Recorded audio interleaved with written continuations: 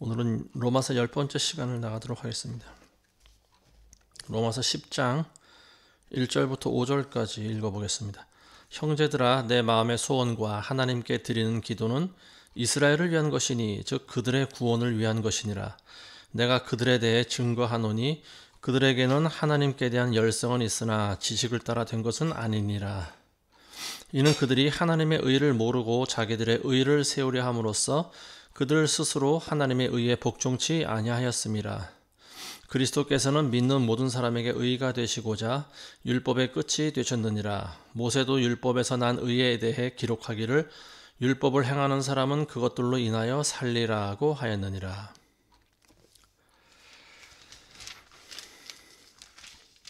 바울이 하나님께 늘 기도했던 것은 이스라엘의 구원과 관련된 기도라고 이렇게 나와 있습니다.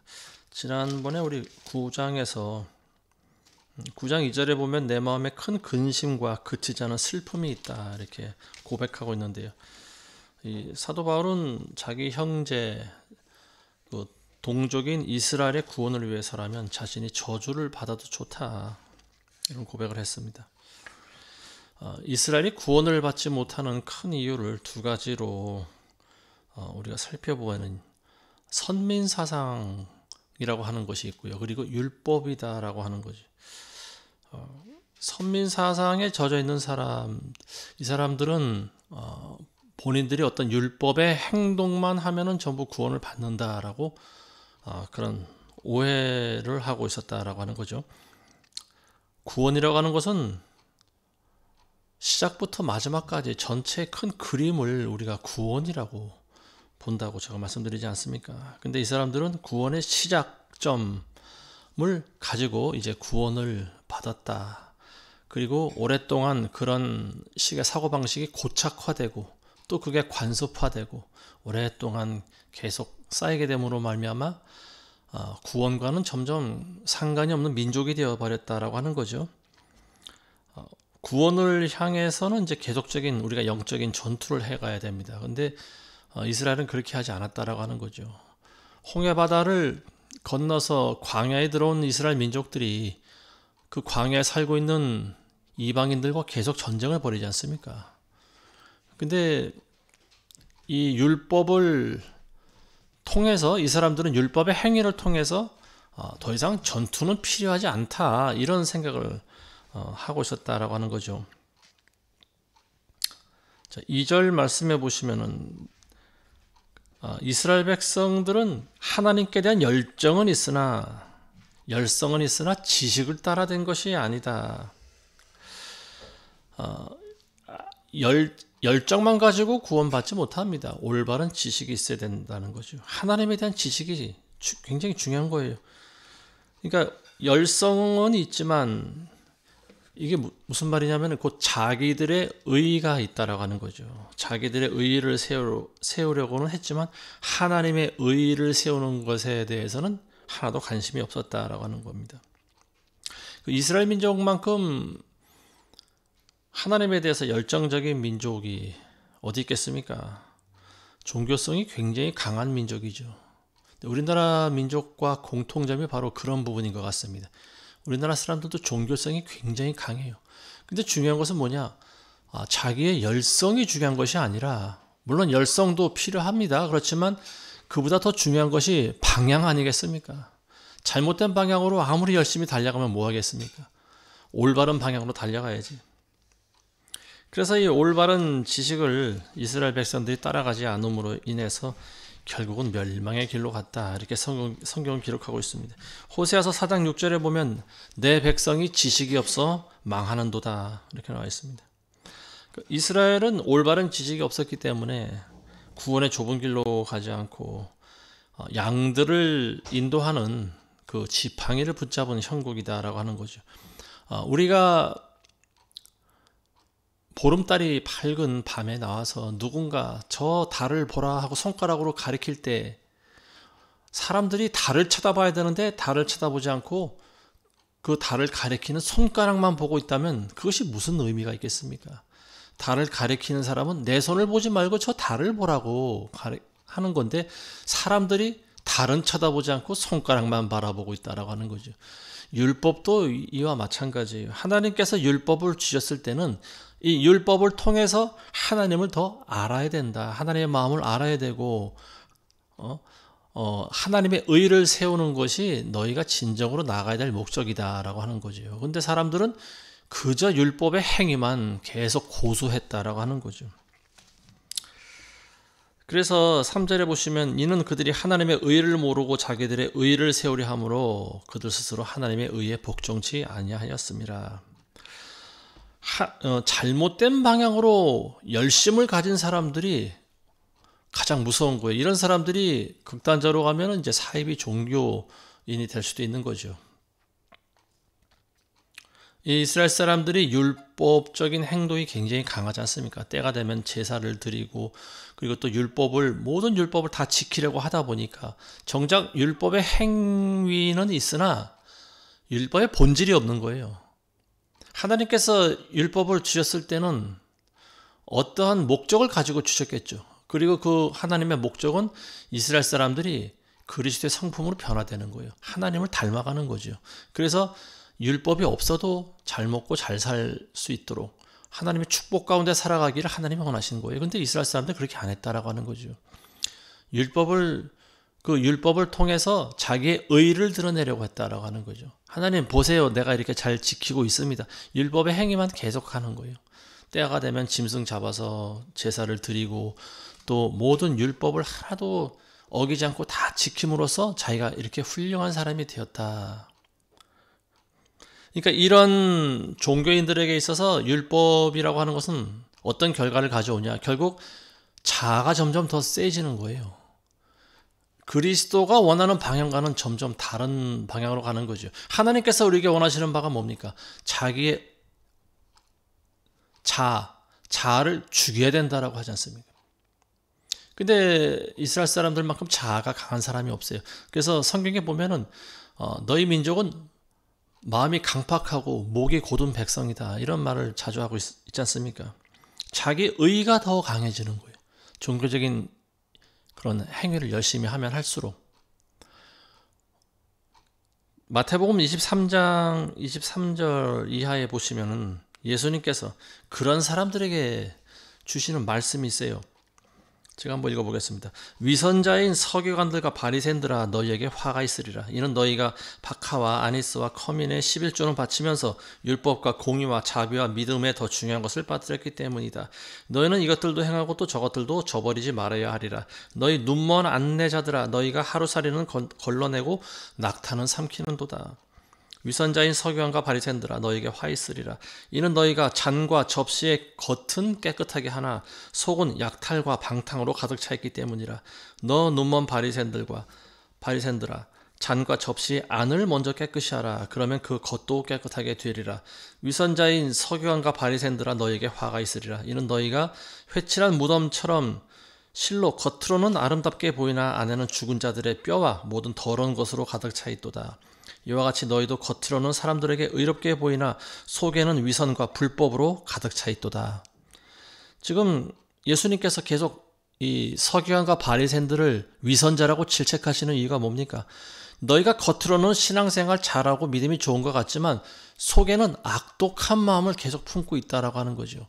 겉으로는 거룩하게 보이나 속으로는 악인의 모습을 가지고 있다라고 하는 말입니다. 즉 겉과 속이 다르다라고 하는 거죠. 근데 유대인들은 겉만 계속해서 가꾸고 있었다라고 하는 거예요. 깨끗하고 거룩한 옷으로 갈아입고 행동은 거룩하게 하면서 실제로 그 마음은 어때요? 약탈하고 방탕한 마음을 가지고 있었다라고 하는 거죠. 그리고 위선과 불법이 가득 차 있다. 그래서 예수님께서 하신 말씀이 너희가 아무리 겉으로 꾸며도 하나님은 속지 않는다라고 하는 거예요. 근데 그게 언제 드러납니까? 심판대에서 드러나는 거예요. 심판대 앞에서 비로소 드러나는 거예요. 그래서 많은 사람들이 천국으로 들어가려고 하다가 예수님의 질책을 받고 멸망의 지옥으로 빠져버립니다. 사람들이 당황하게 되죠. 예수님께서 내가 너희를 도무지 모른다. 사람들이 그때 가서 당황하는 거예요. 아니 우리가 주여 주여 하면서 우리가 얼마나 주님께 많은 예배를 드렸습니까? 그리고 우리가 얼마나 많은 제사를 드리고 얼마나 많은 이런 율법의 행위를 해왔습니까? 그런데도 예수님은 계속 모른다라고 하시는 거죠.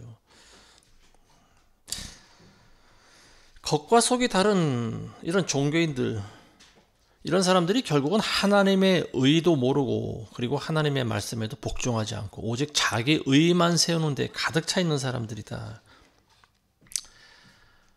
하루살이를 걸러내고 낙타를 삼킨다라고 하는 말은 뭐냐면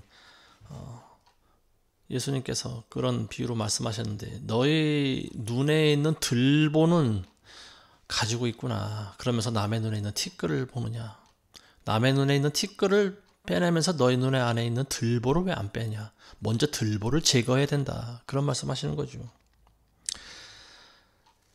많은 사람들이 11조를 드립니다. 그렇지만 정작 그 공의와 자비와 믿음이 없다라고 하는 거죠.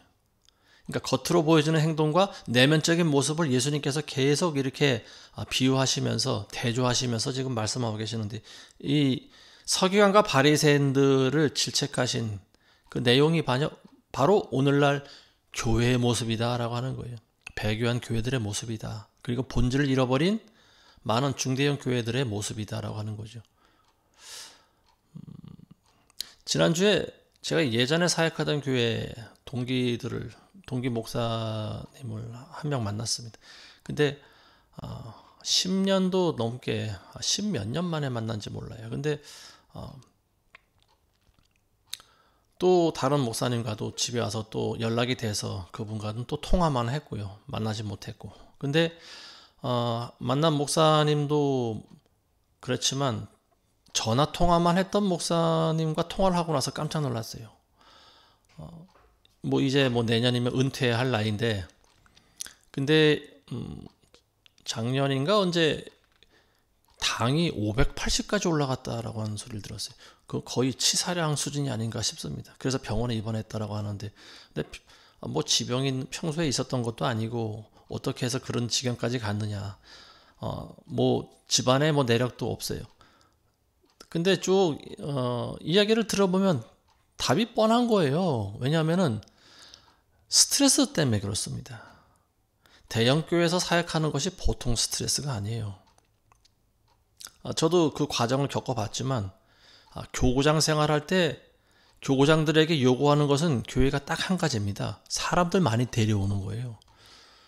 그걸 이제 교회에서는 전도라고 하는데요. 근데 사람들이 바보입니까? 교회 데리고 온다고 해서 교회 붙어 있는 사람들이 그리 많지가 않다라고 하는 거죠. 물론 교회에서 은혜 받고 남아있는 사람들도 있지만 지금 시대는요, 예전과 달라졌습니다. 지금 인터넷이 발달하고 사람들은 교회를 쇼핑하는 시대입니다. 그리고 자기 귀를 시원하게 해줄 그런 말씀만 듣는 시대예요. 그러다 보니까 교회 나와서 예배를 드리다가도 또 다른 교회에 가는 사람들이 굉장히 많이 있죠. 예전에 비해서 교세가 절반으로 반토막이 났다라고 합니다. 그러다 보니까 교구장들에게 주어지는 것이 뭐냐? 엄청난 압력과 부담이에요. 빨리 자리를 채워 놔라. 사람들이 빠져나가선 전부 너희 잘못이다. 너희가 관리를 잘못했기 때문이다. 이 엄청난 스트레스를 계속 20년 동안 받다 보니까 결국은 혈압이 올라가고 당이 높아지고 그렇게 된 거예요. 그래서 이제 그 동기 목사님은 내년에 은퇴하면 이제 다시는 사역을 하기 힘들 것 같다라고 본인 스스로 그런 말을 합니다. 너무 지친 거예요. 예전에 한 10년쯤 전에 제가 그런 조언을 했었어요. 본인이 직접 개척을 해라. 좀 힘들지만 그래도 그게 보람이 있지 않겠냐. 근데 그분이 계속해서 그냥 자신이 없다라는 소리만 했습니다. 근데 지금의 모습이 어떻습니까? 지금은 이제 제 말을 안 들은 것을 후회하는 거죠. 주의 종이라고 하는 사람이 큰 교회에서는 결국 하나의 부속품 역할밖에 하지 못한다라고 하는 거예요. 어느 교회든지 마찬가지입니다. 왜냐하면은 교회가 크면은 조직이 있고요. 그리고 조직의 틀 안에 들어가는 순간 이 사람은 조직의 노예가 되는 거예요. 아무리 주의종이고 교구장이고 목사고 필요가 없어요. 자기 능력을 발휘해야 되는 거예요. 그 조직의 목표와 할당량을 채우지 않으면 쫓겨나는 거예요. 자기 능력을 인정받지 못합니다. 근데 그걸 누가 평가합니까? 이 사람이 거룩한 사람이고 신실한 사람인지 주의 종인지 최종적으로 판단하는 사람은 하나님이지 않습니까? 근데 하나님의 판단보다 사람의 판단이 먼저 들어가는 거죠. 조직 속에 있는 사람들. 그러다 보니까 엄청난 압력을 받게 되는 거예요.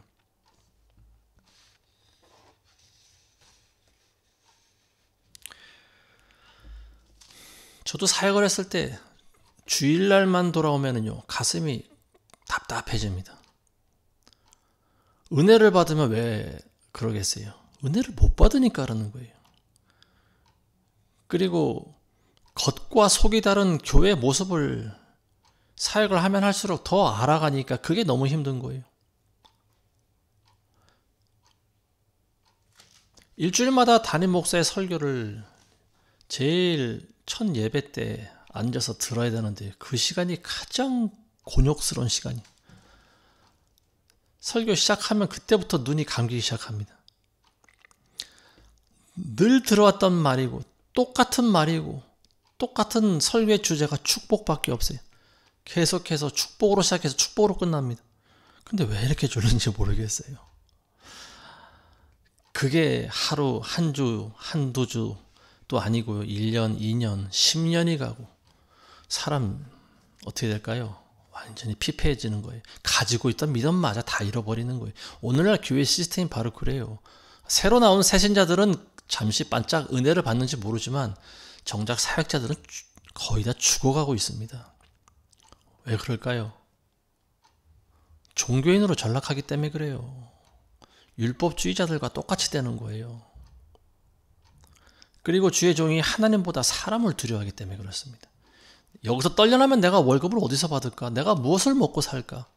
하나님을 제대로 믿지 않는 거죠. 어떻게 보면. 이런 교회, 오늘날 대형 교회 모습들, 외식하는 서기관과 바리새인들의 모습과 똑같습니다. 교회 모습이 바로 이런 거예요. 그러니까 교회가 마지막 때 심판을 당하는 겁니다. 많은 크리스찬이라고 스스로 자부하는 사람들이 예수님으로부터 버림을 받는 거예요. 내가 너희를 도무지 모르는도다. 말씀이 좀 길어졌습니다. 자, 4절에 보시면 그리스도께서 모든 믿는 사람에게 의가 되시고자 율법의 끝이 되셨느니라. 이 구절이 좀 난해한 구절인 것 같습니다. 율법의 끝이 되셨다.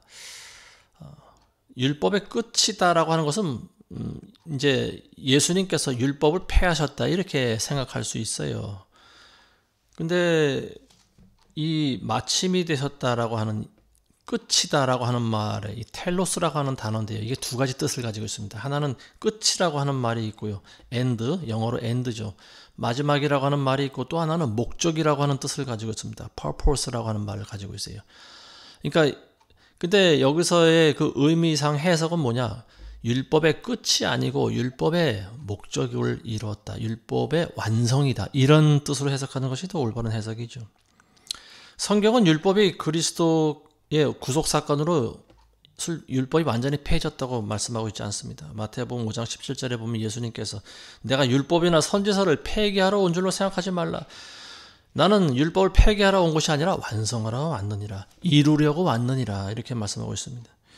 진실로 내가 너에게 말하노니 하늘과 땅이 없어지기 전까지는 율법의 1.1획도 결코 없어지지 아니하리라. 사도 바울도 로마서에 우리가 지난 로마서 3장 나눌 때 보면요. 그런즉 우리가 믿음으로 말미암아 율법을 파괴했느냐? 그럴 수 없느니라. 도리어 율법을 굳게 세워놓느니라. 이런 말씀하고 있습니다. 그러니까 이 텔로스라고 하는 단어는 마침이나 끝이 아니다라고 하는 거죠. 이것이 바로 율법의 목적이다. 그래야 이게 성경 전체의 앞절과 이게 의미가 일치되는 거예요. 그리스도께서 율법의 목표다라고 하는 것은 율법이 말하고 있는 바가 바로 그리스도다라고 하는 말이죠. 그래서 그리스도가 곧 율법의 완성이다라고 하는 말입니다. 이 하나님께서는 율법을 통해서 그리스도를, 그러니까 이스라엘이 그리스도를 발견하기를 원하신 거죠. 만일 이스라엘이 완고한 마음을 버리고 순수한 마음으로 이 율법을 따랐더라면 아주 자연스럽게 그 율법의 목표가 되는 그리스도를 닮아갈 수 있을 것이다. 저는 그런 생각을 합니다. 율법이라고 하는 것은 그 자체가 목적이 아니에요. 율법의 목적은 뭡니까? 바로 그리스도예요. 그리고 하나님입니다. 하나님께로 가는, 인도해주는 역할과 도구를 바로 율법이라고 합니다. 도구 역할밖에 하지 않는 거예요. 갈라디아서 3장 24절에 보시면 이런 말씀이 있습니다. 그리하여 율법이 우리를 그리스도에게로 인도하는 선생이 되었으니 이는 우리를 믿음으로 의롭게 하려 함이라. 믿음이 온 후로 우리는 더 이상 선생 아래 있지 아니하도다. 자, 여기 보면 율법이 우리를 그리스도에게로 인도하는 선생이라고 나와 있고요. 그리고 믿음이 온 후로는 더 이상 선생 아래 있지 않다. 자, 선생이라고 하는 말을 2번 쓰고 있는데 헬라어 원문을 보면 이 선생이라고 하는 단어를 뭐라고 해석했냐면 파이다고고스라고 하는 말로 쓰고 있습니다. 파이다고고스. 이게 개역 성경은 이걸 몽학 선생이다 이렇게 해석해놨습니다. 몽학 선생. 몽학 선생이 지금 성경을 보면은 몽학 선생이라고 하는 단어가 빠져 있는 것 같아요. 그냥 선생이라고 써 있는 것 같습니다. 예전 개역 성경에 보면 몽학 선생이라고 나와 있는데 이 몽학 선생이라고 하는 말이 뭐냐면은요.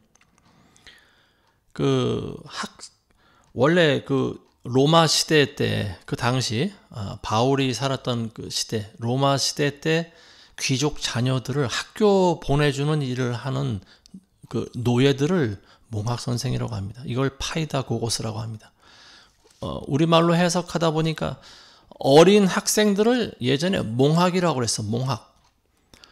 그러니까 몽학 선생이다 하면 어린 학생들을 학교로 이끌어주는 선생이다. 이렇게 볼 수가 있습니다. 이게 파이다고고스라고 하는 말이 사실은 진짜 선생이 아니고 노예를 가리키는 말입니다.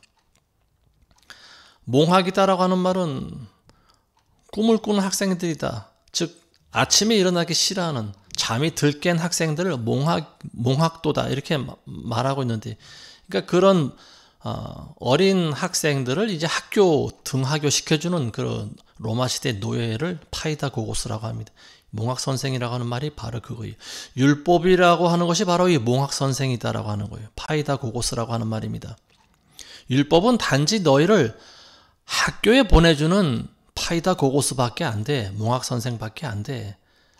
그러면 우리는 학생은 뭘 배워야 됩니까? 학교에 가는 것이 목적이죠. 학교 가서 왜냐하면 또 다른 새로운 것을 배우기 때문에 그렇습니다. 이 차이를 우리가 잘 알아야 돼요.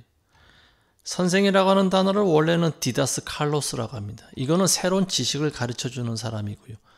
여기서 파이다고고스라고 하는 것은 어떤 지식이나 도덕을 가르치는 사람이 아니고 단지 이끌어주는 로마 시대 때 몽학 노예다. 뭐 이렇게 보시면 될 것 같습니다. 5절에 보면은요. 모세도 율법에서 난 의에 대해 기록하기를 율법을 행하는 사람은 그것들로 인하여 살리라고 하였느니라. 율법을 행하는 사람들은 그것들로 인하여 살리라. 이 말씀은 레위기 18장 5절에 나오는 말씀인데요. 거기 보시면 너희는 내 규례와 법도를 잘 지켜라. 사람이 이를 행하면 그로 말미암아 살리라. 나는 여호와니라. 근데 중요한 문제는 율법을 그대로 잘 지키면 100% 지키면 구원받을 수 있다. 살 수 있다. 근데 이 죄성을 가진 인간들은 그 율법을 온전히 지킬 수가 없다라고 하는 거죠. 그 야고보서 2장 10절에 보면요. 이런 말씀이 있습니다. 누구든지 온 율법을 지키다가 그 하나를 범하면 모두 범한 자가 되나니. 율법을 100% 다 잘 지킬 수 있는 사람이 없어요. 그러면 율법이라고 하는 것이 결국은 율법을 통해서 우리는 무엇을 깨달아야 됩니까? 인간들은 죄인이고 죄의 삭은 사망이다라는 것을 깨닫게 해주는 사망 선고서다. 첫 시간에 우리가 나눈 말씀입니다. 율법이라고 하는 것은 우리 인간은 결국은 사망의 길에 접어든 사람들이다. 사망의 길로 가고 있는 사망 고지서다라고 하는 거죠.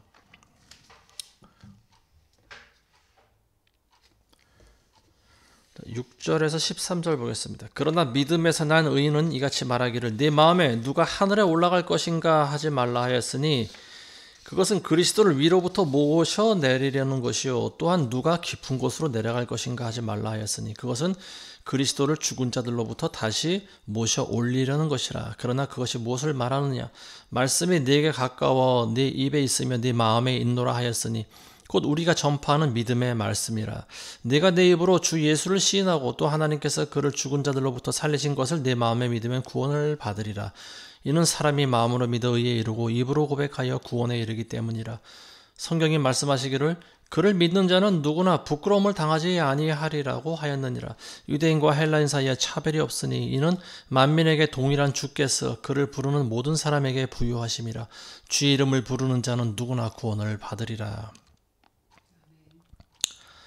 6절에서 7절 말씀 보시면은 믿음에서 난 의에 대해서 말하기를 어떤 사람이 누가 하늘에 올라갈 것인가 그리고 또 누가 깊은 곳으로 내려갈 것인가 하지 말라 하였다 이렇게 기록하고 있는데요. 이 하나님께서 그 율법이 제시하는 하나님의 의에 이룰 수 있는 그 다른 방법을 제시한 것이 바로 복음입니다. 그래서 이 복음이라고 하는 것은 그리스도의 믿음으로 말미암아 하나님의 의에 이르게 되는 방법이죠. 자기의 의로 하나님의 의에는 절대로 도달할 수가 없습니다. 근데 여기서 누가 하늘에 올라가거나 땅에 내려가거나 한다라고 하는 것은 사실 불가능한 거죠. 인간의 몸을 입고 우리가 어떻게 하늘로 올라갈 수 있겠습니까? 그리고 어떻게 땅속 깊이 들어갈 수가 있겠습니까? 이것이 불가능하다라고 하는 거죠. 근데 너희는 그러니까 율법자들에게 하는 말이에요. 너희는 왜 율법을 지킴으로써 불가능한 일을 하려고 하느냐? 왜 구원에 이르려고 하느냐? 그런 의미의 말이죠. 그렇게 하지 말라고 하는 거예요. 자기 스스로 천국과 지옥을 오르내릴 수 있는 사람은 자기 의로 가득한 사람이고 이건 신성모독적인 발언이죠. 사람이 어떻게 자기 마음대로 천국 갑니까? 율법을 통해서 구원을 얻겠다라고 하는 것이 바로 이와 똑같다라고 하는 거예요. 8절입니다. 그러나 그것이 무엇을 말하느냐? 말씀이 네게 가까워 네 입에 있으며 네 마음에 있노라 하였으니 곧 우리가 전파하는 믿음의 말씀이라. 진리를 찾기 위해서 하늘에 올라가지 말고 땅속 깊이 갈 필요 없다라고 하는 거죠. 어떤 율법적인 행위를 말하고 있는 거죠. 예수님께서 여기에 대해서 직접적으로 말씀하시지 않습니까? 그리스도가 여기 있다 저기 있다 하여도 너희는 가지 말 것이요. 그리스도는 너희 안에 있느니라. 우리 안에 있다라고 하는 말이에요. 이 바울이 전파하는 복음은 우리가 고백하는 것에 있고 또 우리 마음에 있고 이미 우리 곁에 와 있다라고 하는 거예요. 근데 사람들은 구원의 교리가 종종 어렵고 불편하다 이렇게 불평을 합니다. 부담이 된다라고 해요. 십자가의 길을 걸어가는 것이 굉장히 힘들다고 합니다. 자아를 죽이는 것이 굉장히 힘들다고 해요. 물론 쉽지는 않죠. 구원이 쉬운 거였다라면 얼마나 좋을까요? 근데 구원의 방법은 쉬워요. 근데 지키는 것은 쉽지가 않습니다. 우리가 머리로 아는 구원과는 굉장히 쉬워요. 좁은 길로 가면 돼요. 십자가를 지고 자아를 부인하면서 그리스도의 뒤를 따라가면 돼요. 굉장히 쉽죠.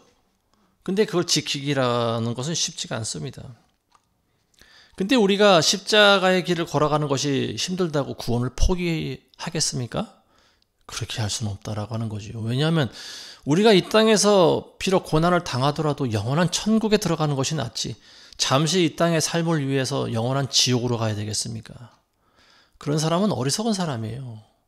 그리고 우리가 당하는 이 희생이 앞으로 미래에 우리가 받게 될 그 대가에 비해서는 비교가 되질 않습니다. 그래서 우리는 십자가의 길을 걸어가는 거예요. 때때로 우리는 생명을 바쳐서라도 우리는 그 길을 포기하지 않는 거예요. 이게 진짜 그리스도인입니다. 이게 진짜 믿는 사람이에요. 근데 어린아이 같은 믿음을 자꾸만 고수하려고 하는 사람들이 있어요. 한 번 받은 구원은 영원한 건데 왜 자꾸만 왜 어렵고 힘들게 왜 사람들에게 그런 무거운 부담을 주느냐. 실제로 우리 교회에 나왔던 어떤 젊은 청년이 저에게 교리 논쟁을 하면서 그런 이야기를 했어요. 자기는 그 어느 침례 교단에서 주장하는 한 번 받은 구원이 영원하다라고 하는 것을 믿는데 목사님은 왜 자꾸만 한 번 받은 구원이 영원하지 않다라고 말합니까? 목사님이 말하는 구원과는 그럼 결국 행위로 구원 받는다라고 하는 행위 구원론자 아닙니까? 저를 자꾸만 이렇게 몰고 가는 거예요. 그러면서 목사님이 가르치는 그 구원과는 굉장히 부담이 돼요. 그러니까 이 말의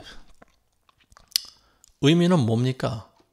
사람들은 굉장히 간결하고 그리고 부담이 안 되고 쉬운 한 번 받은 구원은 영원한 구원이다라고 하는 그 교리를 좋아하는 거죠. 왜냐하면 그리스도를 위해서는 자기는 아무것도 하고 싶지 않다라고 하는 거예요. 하나님을 사랑하지 않는 거예요, 이거는. 자기가 어떤 대상을 사랑한다라고 하면 그 사람을 위해서 왜 아무것도 안 하려고 합니까? 구원받으려고 하면 왜 십자가의 길을 안 걸어가는 거예요? 그게 잘못된 교리입니까? 그게 바울이 말한 교리예요. 예수님이 말한 교리입니다.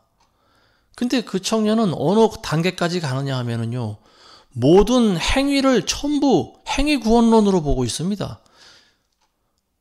이게 진짜 말이 안 되는 거예요. 너무 기가 막혀서. 저는 입을 닫아버렸어요. 어느 순간에. 이런 사람과는 더 이상 교리 논쟁을 하는 것이 옳지 않다라는 생각이 들었습니다. 결국 그 청년은 교회를 나갔고요. 자기가 따라가는 그 교회를 간 것 같아요. 자기가 그 교리를 가르치는 교회를 간 것 같아요.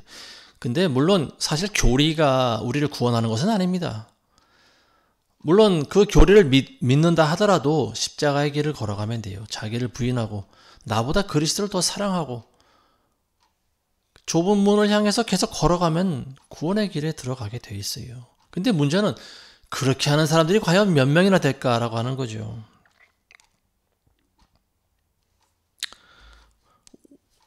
우리가 구원의 길에 들어선 이상은 십자가를 지고 좁은 길을 가야 됩니다.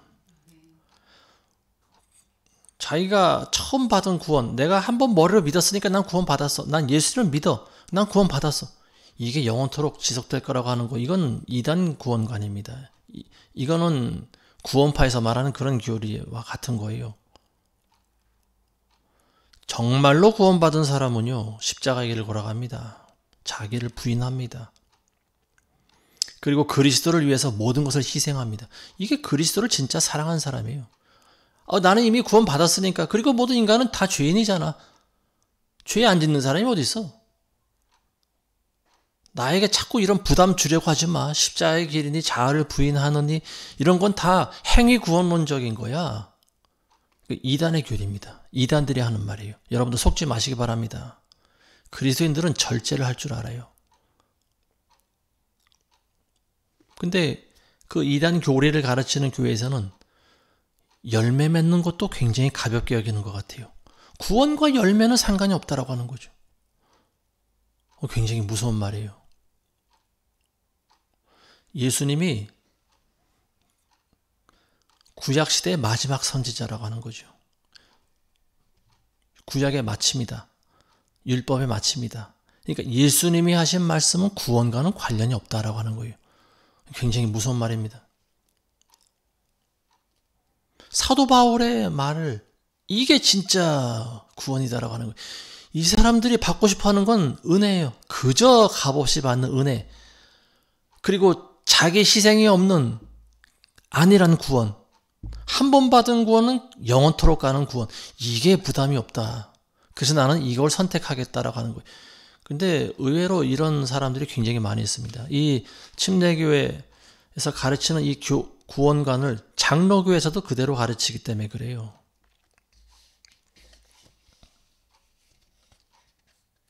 구절에 내가 내 입으로 예수를 시인하고 또 하나님께서 그를 죽은 자들로부터 살리신 것을 내 마음에 믿으면 구원을 받으리라. 이 말씀도 한 번 받은 구원이 영원한 거야 라고 하는 사람이 상투적으로 쓰는 말입니다. 나는 예수를 믿어 입으로 시인해. 그리고 하나님께서 그를 죽은 자들로부터 부활하신 것을 살리신 것을 나는 믿어. 입으로 시인하고 그리고 고백해서 교회 가면은 교회에서 종종 입으로 고백하고 시인하게 하지 않습니까? 그 한 번에 새신자 때 교회에 나가서 초청되어서 앞에 대서 사람들에게 한 말, 이거 가지고 영원히 구원받았다라고 합니다. 당신은 이제 구원받았습니다. 그럼 그 이후가 문제예요. 그 이후에 어떻게 살아갈 것인가? 여기에 대해서는 교회들이 제대로 이야기를 안 해줘요. 그러니까 많은 신도들이 나는 교회에 한 번 나갔었고, 심지어는 그것도 수십 년 전에 아주 어릴 때, 그리고 그때 회중들 앞에서 나는 예수님을 믿는다고 고백을 했어. 그러니까 나는 구원받았을 거야. 이런 사람들이 마지막 때 예수님 앞에서 내가 너를 도무지 모른다라고 버림받는 사람들이라고 하는 거예요.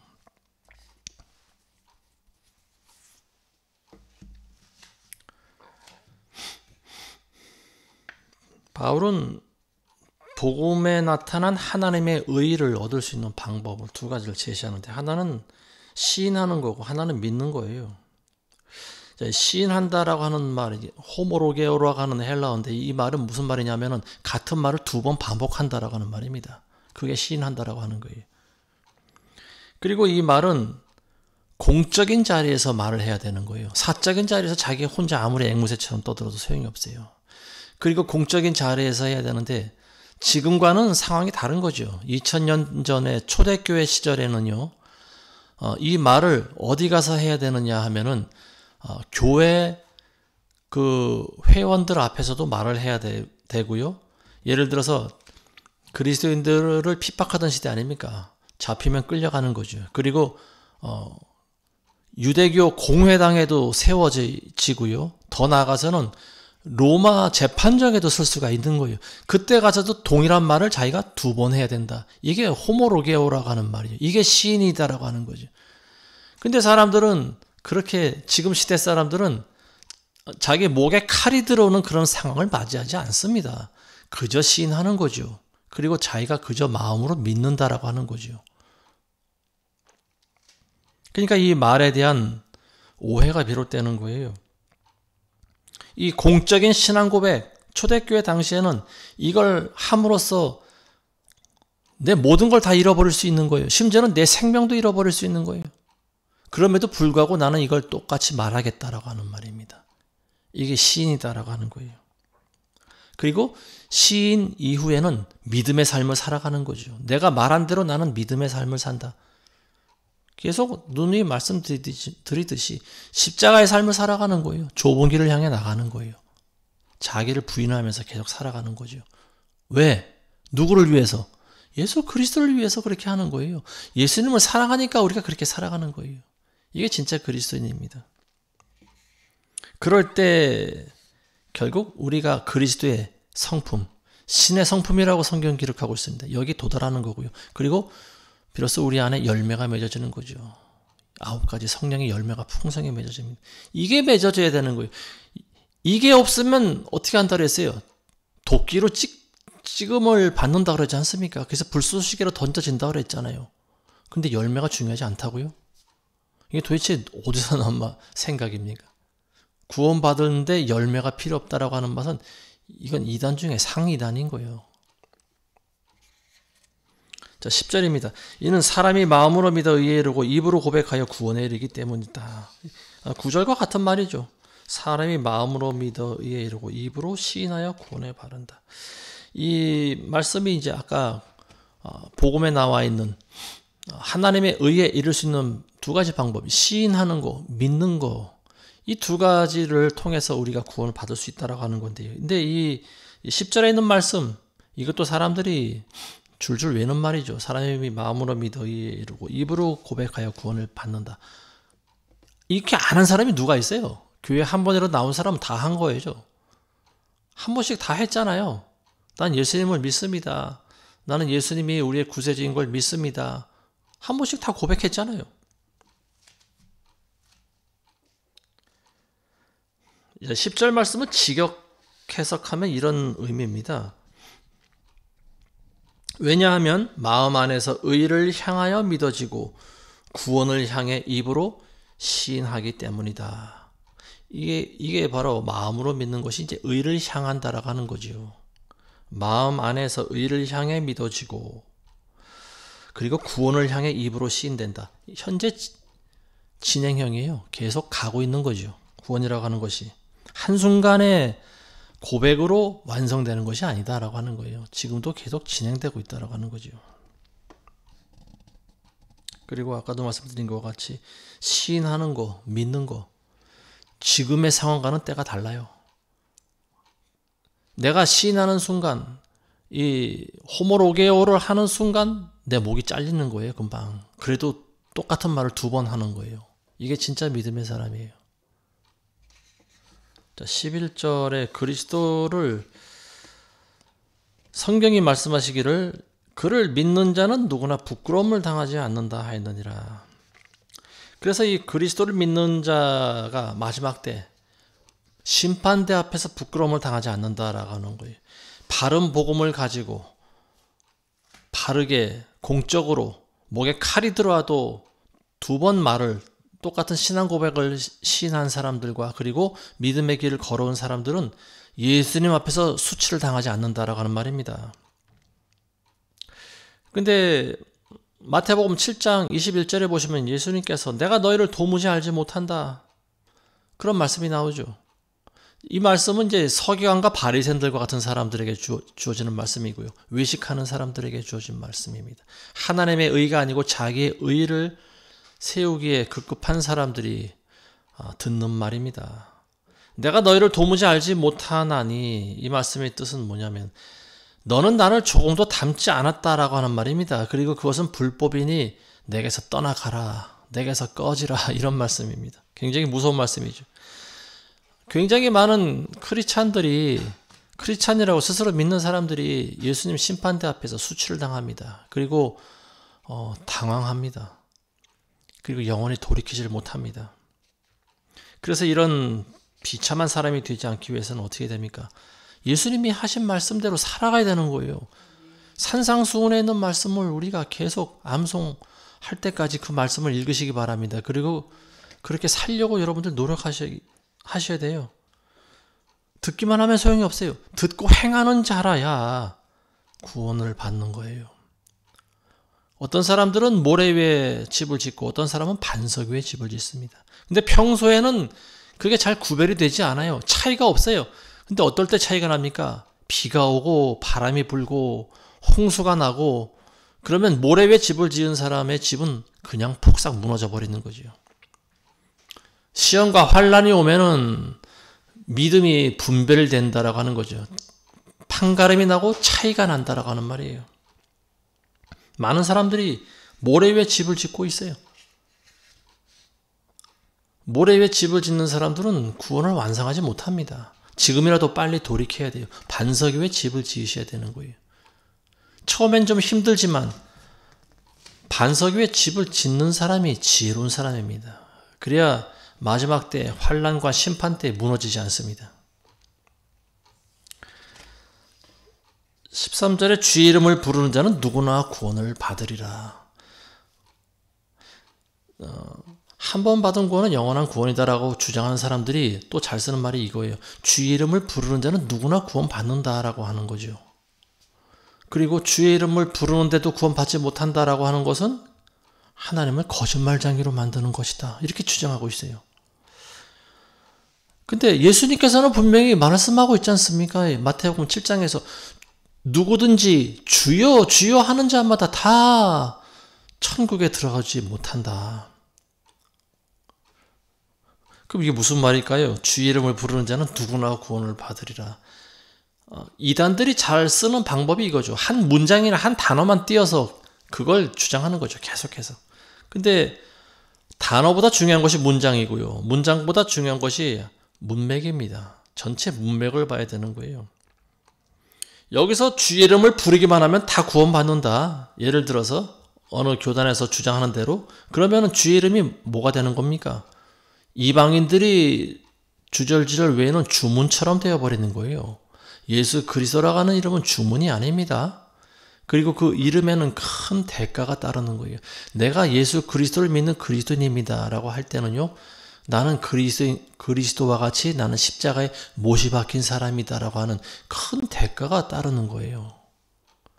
근데 그걸 입으로만 나는 그리스도인이에요. 나는 그리스도를 믿습니다. 주여 주여. 이런 사람들이 마지막 때 예수님한테 내가 너희를 도무지 모르는도다 거절을 당하는 겁니다.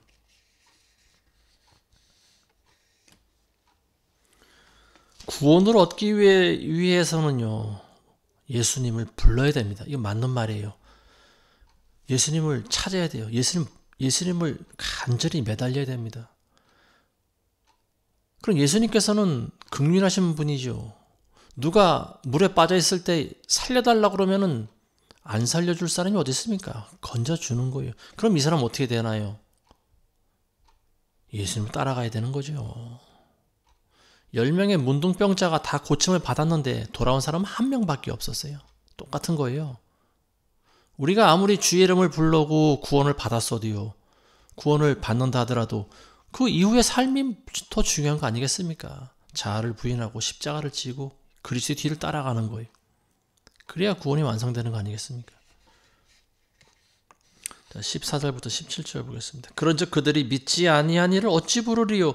듣지도 못한 이를 어찌 믿으리요? 전파하는 자가 없이 어찌 들으리요? 파송되지 아니하였는데 어찌 전파하리요? 기록된 바와 같이 화평의 복음을 전하는 자들의 발과 좋은 일들의 기쁜 소식을 전하는 자들의 발이 얼마나 아름다운가 라고 하였느니라. 그러나 그들이 모두 복음에 순종한 것은 아니니라. 이사야가 말하기를 주여 우리가 전한 말을 누가 믿었나이까 라고 하였나이다. 그러므로 믿음은 들음에서 나오며 들음은 하나님의 말씀에 의해서니라. 13절까지 우리가 살펴본 것처럼 큰 구원의 복된 소식은 시인하는 것과 믿음으로 이렇게 되어 있습니다. 그리고 그 시작은 전도자들의 그 외침, 전도자들의 전파, 전도 이런 것들에 의해서 시작된다라고 하는 거예요. 왜냐하면 복음을 누군가는 전하는 사람이 있어야, 복음을 전하는 자가 있어야 듣는 자가 있기 때문에 그렇습니다. 15절에 나와 있는 말씀은요, 화평의 복음을 전하는 자들의 발과 좋은 일들의 기쁜 소식을 전하는 자들의 발이 얼마나 아름다운가. 이 말씀은 이사야서 52장 7절에 나와 있는 말씀을 인용한 거죠. 기록된 바 아름답도다 좋은 소식을 전하는 자들의 발이요. 좋은 소식을 전하러 부지런히 다니는 사람의 발이 아름답도다 이렇게 말하고 있습니다. 그렇지만 16절에 보시면은요, 그러나 그들이 모두 복음에 순종한 것은 아니니라 이렇게 이야기를 하고 있어요. 복음을 전하는 것도 중요하지만 복음을 듣는 사람도 중요한 거죠. 그리고 더 중요한 것은 복음을 듣고 순종하는 것이 가장 중요하다라고 하는 말입니다. 이게 사실은 세 박자가 모두가 맞아야 되는 건데요. 근데 많은 사람들이 많은 교회에서 보면은요, 전도도 잘하고 또 믿는 사람들도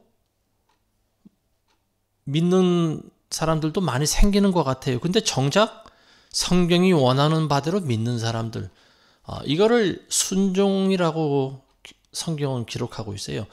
하나님의 말씀에 진정으로 순종하는 사람들이 많지 않다라고 하는 거죠. 그리스도를 자기가 머리로는 믿어요. 입으로 시인도 했어요. 근데 그리스도의 삶을 그 뒤를 따라가기를 싫어한다라고 하는 거죠. 이사야 53장에 보시면요, 순환받는 그리스도에 대해서 기록하고 있지 않습니까? 그 고난 주간 때 우리가 잘 암송하는 말입니다. 순환절에 대해서, 어린 양으로 오신 예수님의 모습에 대해서 기록하고 있는 그런 부분들이 있는데요. 이 구약에서 수많은 선지자들이 복음을 전했는데 사람들이 듣질 않았죠. 그래서 이사야 선지자가 그런 말하는 거예요. 주여 우리가 전한 것을 누가 믿었나이까? 선지자들이 전한 것을 백성들이 아무도 믿지 않는다라고 하는 거예요. 어찌 보면 이스라엘 백성들이 이 고난받는 메시아에 대한 이 메시지, 이 복음을 받아들이는 것이 어찌 보면 안 받아들이는 것이 당연한 것일 수도 있어요. 왜냐하면 이 사람들은 현세에서 받는 축복을 더 원했기 때문에 그렇습니다. 선지자들이 전하는 복음, 구약시대 때도 하나님께서 선지자들을 통해서 많은 복음을 전하셨습니다. 너희가 돌이켜야 된다. 율법의 행위보다는 너희 마음이 더 중요하다. 너희의 의를 세우는 것보다 하나님의 의가 더 중요하다. 그러므로 너희는 회개하고 돌이켜라. 선지자들을 통해서 계속 이런 말씀을 전했습니다. 그런데도 백성들은 선지자의 말을 듣지 않았다. 오히려 선지자들을 돌로 쳐서 죽였다라고 하는 거죠. 믿음이라고 하는 것은 하나님의 말씀을 듣는 데서부터 시작합니다. 그렇지만 그 믿음에 순종하는 것과는 별개예요. 순종은 또 다른 겁니다. 듣고 믿었으면 순종을 해야 돼요. 근데 순종하는 단계까지 사람들이 잘 나가질 않습니다. 자, 18절에서 마지막 21절까지 보겠습니다. 그러나 내가 말하노니 그들이 듣지 아니하였느냐? 실로 들었느니라. 그들의 음성이 온 땅에 퍼져나가고 그들의 말이 세상 끝까지 이르렀느니라. 그러나 내가 말하노니 이스라엘이 알지 못하였느냐? 먼저 모세가 말하기를 내가 백성이 아닌 그들로 인하여 너희로 질투하게 하며 어리석은 민족으로 인하여 너희로 진노하게 하리라 하였으며 이사야는 매우 담대히 말하기를 내가 나를 찾지 않는 자들에게 발견되었으며 나에게 문의하지 않는 자들에게 나타났느니라 하였고 이스라엘에게 그가 말하기를 내가 온종일 불순종하며 거역하는 백성에게 내 손을 뻗쳤노라고 하였느니라. 사도 바울이 강조하고 있는 부분이 뭡니까? 듣는 자도 있어야 되고 또 받아들이는 믿는 자도 있어야 된다. 그렇지만 너희가 믿었으면 하나님의 말씀대로 믿어야 된다. 하나님의 말씀에 순종해야 된다라고 하는 거예요. 근데 그들이 그렇게 하지 않았다라고 하는 거죠. 18절에 보면 내가 말하노니 그들이 듣지 아니하였느냐? 전하는 사람이 말하지 않아서 듣지 않았느냐? 그게 아니라고 하는 거예요. 하나님께서는 계속해서 선지자들을 보내셨다라고 하는 거죠. 그리고 그들의 음성이 온 땅에 퍼져나갔고 그들의 말이 세상 끝까지 이르렀느니라. 지금 온 세계에 이미 그리스도의 복음이 다 퍼져 있습니다. 온 세상이 다 듣고 있어요. 예수 그리스도를 모르는 사람이 없어요. 물론 개개인적으로 들어보지 못한 사람들도 있을 수가 있습니다. 그렇지만 우리가 거시적인 측면에서 보면은요, 이스라엘이라고 하는 이 단체를 봤을 때 너희가 듣지를 못하였느냐? 그렇지 않다라고 하는 거예요. 오히려 세상 끝까지 하나님께서는 선지자를 통해서 너희에게 복음을 전해 주었고 율법도 주었고 또 많은 깨닫게 해주는 그런 계시의 메시지도 전해 주었다라고 하는 말입니다. 근데 너희가 듣지 못한 것처럼 지금 행동을 하고 있구나 이런 말입니다. 근데 실상은 너희가 듣지 못한 것이 아니다라고 하는 거예요. 듣지 못한 게 아니라 안 들은 것이다. 귀를 막고 안 들었다라고 하는 거지요. 사도행전에 보면은 실제로 순교자 스데반이 죽을 때 어떻게 합니까? 스데반이 계속 성령이 충만해서 진리를 전하지 않습니까? 그리고 유대인들의 죄를 지적하지 않습니까? 이 목이 곱고 교만한 백성들아, 너희 조상들이 선지자들을 죽인 것처럼 지금도 그렇게 하고 있구나. 이 스데반이 외치는 소리에 백성들이 어떻게 합니까? 그 사람들이 보여주는 반응이 어떻습니까? 귀를 막는 거예요. 듣기 싫다. 나는 돌을 들어서 너를 죽이겠다. 이게 율법이고 너는 죽어야만 돼. 진실의 소리를 듣기 싫어하는 거죠. 진리를 듣기 싫어하는 거예요.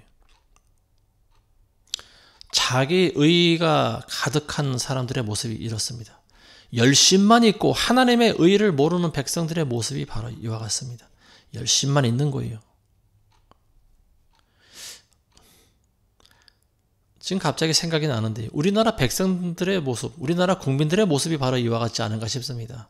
정치적인 열심은 있지만 집단주의적인 그런 광신도들입니다. 제가 봤을 때 열정은 있는데 지식이 없어요.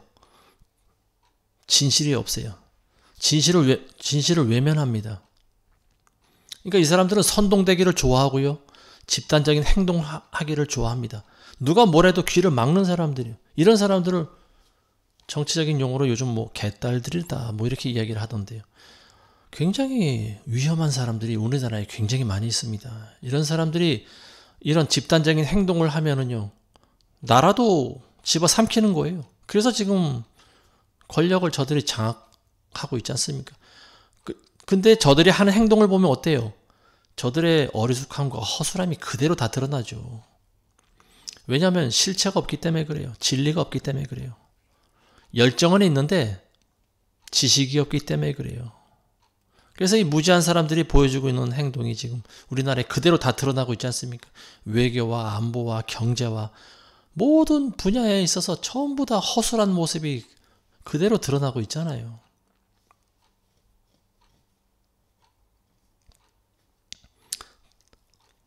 자기 열심으로 가득한 사람들이 가장 위험한 사람들입니다. 자기 열정, 자기 의, 위험한 거예요.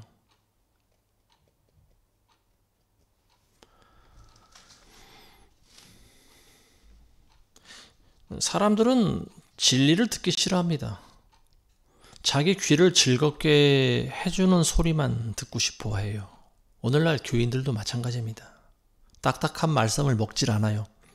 귀를 막습니다. 그게 아무리 중요한 말씀이라 하더라도 하나님의 말씀이면 우리는 그걸 먹어야 돼요. 받아들여야 돼요. 그리고 그 말씀에 순종을 해야 됩니다. 근데 대다수 사람들이 그렇게 하질 않아요. 듣기 싫어. 네가 하는 말 안 들을래. 귀를 막고 닫아버립니다. 그런 사람들이 마지막 때에 영원한 후회를 할 수가 있어요. 결국 사람들은 자기를 즐겁게 해주는 복음을 따라가는데요. 그러다 보면 결국 자아를 부인하지 못합니다. 자기 열심은 있지만 왜냐하면 잘못된 지식에서 비롯된 교리를 따라가기 때문에 그렇습니다. 누군가 심판대에서 예수님께서 자기에게 내가 너희를 도무지 모르는도다. 나를 떠나가거라. 내게서 떠나가라. 내게서 떠나서 영원한 불지옥으로 들어가라. 그러면 어떤 사람들은 그렇게 아마 변명할 거예요. 아마 그렇게 외칠 수도 있어요. 예수님 억울합니다. 저는 몰랐어요. 저는 실상을 몰랐어요. 저는 복음을 듣지 못했습니다. 그렇게 변명할 겁니까? 그게 아니잖아요. 그게 되질 않아요. 죄인이 되는 거는 두 가지 경우가 있다고 합니다. 하나는 듣지를 못해서 몰라서 죄인이 되는 경우도 있고요. 알아도 내가 일부러 죄를 지었을 경우도 역시 죄인인 거예요. 몰라서 죄인인 경우도 죄를 받습니다. 죄에 대한 벌을 받습니다. 그렇지만 사도 바울이 말하고 있는 것은 너희가 듣지 못한 것이 아니다라고 하는 거예요. 듣지 못한 것이 아니라 너희가 안 들었다라고 하는 거죠. 복음이 온 땅에 다 이미 퍼져나갔다라고 하는 말입니다. 그래서 결국 올바른 지식을 따라가지 않은 이스라엘이 멸망당합니다. 구원을 받지 못해요. 지금도 마찬가지입니다. 지금도 예수 그리스도를 메시아로 인정하고 있질 않아요. 그렇지만 이제 하나님께서 점점 변화시켜 주셔서 이스라엘도 변화되고 있는 그런 과정 중에 있다라고 저는 보여집니다.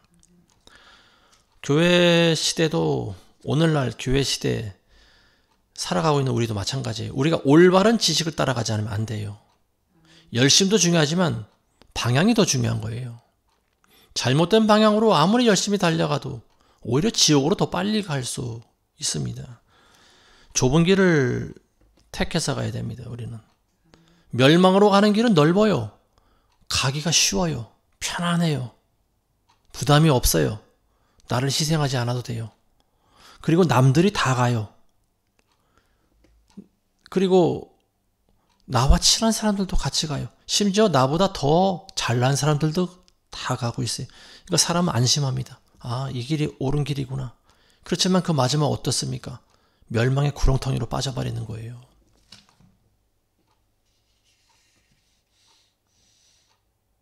여러분들은 그리스도를 믿으실 때 여러분들의 의의를 세우지 마시기 바랍니다.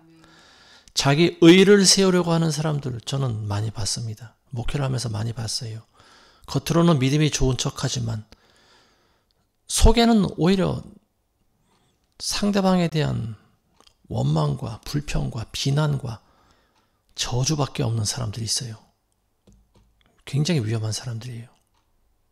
그리고 이런 사람들은 자기 의로 가득 찬 사람들입니다. 자기를 높이기 위해서는 먼저 남을 높여줘야 되지 않습니까? 근데 자기만 높임 받으려고 하는 사람들이 있어요. 자기가 제일 잘난, 자기가 제일 거룩한 그리스도인이라고 스스로 자부하는 사람들이 있습니다. 근데 이런 사람도 굉장히 위험한 사람들입니다. 하나님의 의를 모르고 자기 의를 세우려고 하는 거예요. 이런 사람들은. 자기가 인정받기 위해서는 먼저 남을 인정해 줘야 되는 거 아니겠습니까? 그게 바로 예수님께서 하신 말씀이에요. 아무쪼록 오늘 말씀을 통해서 여러분들은 자기 의의를 세우지 마시기 바랍니다. 하나님의 의의를 따라가시기 바랍니다. 하나님이 진정으로 원하시는 것이 무엇인지를 따라가시기 바라고요. 결국 자기 의의를 따라간다라고 하는 것은 하나님보다 자기를 더 사랑한다라고 하는 거죠. 그리고 이런 사람들이 반석이 아닌 모래 위에 집을 지은 사람들입니다. 아무쪼록 이 말씀을 듣는 여러분들은 모래가 아닌 반석 위에, 힘들더라도 반석 위에 기둥을 세우고 집을 지으시는 여러분들 되시기를 주님의 이름으로 축원합니다. 기도하겠습니다. 하나님 아버지 감사드립니다. 오늘 말씀과 같이 많은 사람들이 교회를 다니면서 하나님의 의의를 모르고 자기의 의의를 세우면서 살아갑니다. 하나님을 사랑하지 않고 자기를 더 사랑하면서 살아갑니다. 그러나 이런 사람들이 종교적인 열정을 가지고 살아갈 때 결국은 마지막 심판대에서 예수님으로부터 내가 너희를 도무지 모르는도다 라는 책망과 질책과 영원한 멸망의 지옥으로 떨어지게 될 것입니다. 하나님, 이 말씀을 우리 모두가 마음속에 받아들이게 하시고 예수 그리스도께서 가신 십자가의 길, 구원의 좁은 길을 향하여 우리가 달려갈 수 있도록 성령님 우리를 도와주시옵소서. 예수님의 이름으로 기도드리옵나이다. 아멘.